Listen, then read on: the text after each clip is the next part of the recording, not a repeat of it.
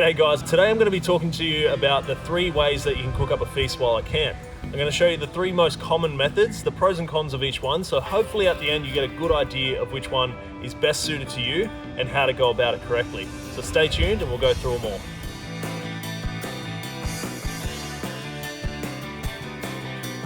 Okay, so let's start off with the bare basics and probably the most common way to cook at camp, and that is of course campfire cooking. There are a bunch of ways you can cook over an open fire or fire pit, which makes this the most versatile out of any other method. You can cook right over the fire using a rotisserie, chuck a camp oven on for slow cooked campfire stew, or throw a barbecue hot plate over the top and cook up some snags and bacon and eggs in the morning. It's a real caveman way of cooking at camp, and if I'm completely honest, it's probably my favourite way to cook. With that being said, there are a couple of drawbacks when it comes to cooking over an open fire. These include the following. Cooking over a fire in the rain is pretty tricky, not to mention you'll probably get soaked in the process, so the weather plays a big part in campfire cooking. Obviously, a total fire ban negates a campfire cook-up altogether, not to mention the fact that some campsites like Double Island Point don't actually allow open campfires at all. And if you're cooking over an open campfire in the middle of winter, you're going to have to sacrifice a bit of much needed warmth to let the fire down enough to cook on.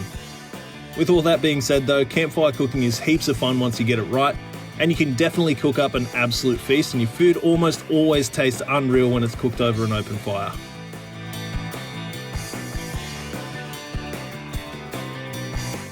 Up next we have the humble portable gas barbecue like the Voyager.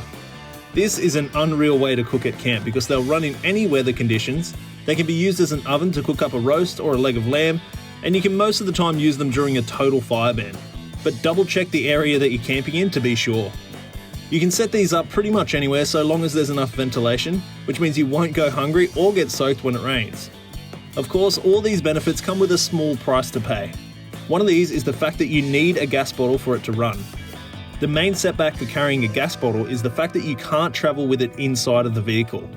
By law, it has to be stored outside of the cab, so somewhere like your ute tray or canopy or on your roof rack.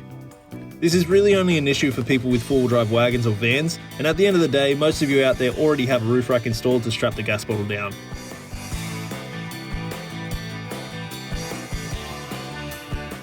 Now next in line is an appliance which is rapidly becoming a favourite for campers and four-wheel drive tourers absolutely everywhere because of how easy they are to store in your four-wheel drive and how quick you can get things cooking on them. And that appliance is of course a portable induction cooktop. Now induction cooktops work by using electric currents to heat up the pots and pans on top through magnetic induction, which is why only the pan will get hot and the induction cooktop won't actually work or heat up without a pan on top.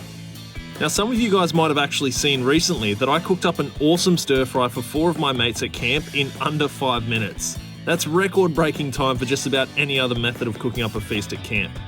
And it's a real game changer if you've pulled into camp after dark and need to put on a feed quick. Now while induction cooktops are changing the game in many ways, you do need a quality 12-volt setup for it to run off.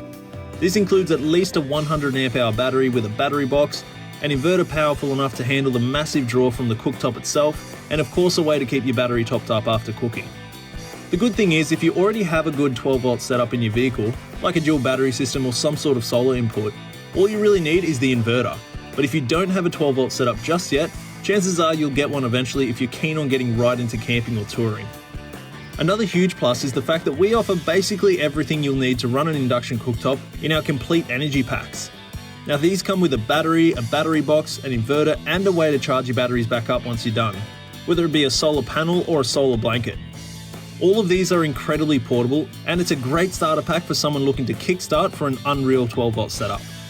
So again, the main thing you'll need to make sure you have for an induction cooktop to run efficiently is an inverter powerful enough to handle it and plenty of battery power. There you go guys, those are the 3 most common ways to cook up a feast at camp. Hopefully you've got a good idea of which one's going to suit you best, but at the end of the day, the most important thing is to get out there and enjoy it no matter which way you're going to cook. So again, thanks guys so much for watching, you're absolute legends. If you've got any awesome ways that you like to cook up a feast at camp, go ahead and leave me a comment down below and I'll try and get back to you. And as always, make sure you hit that subscribe button and the notification bell because we've got some awesome content coming up for you and I'm sure you don't want to miss out. Cheers.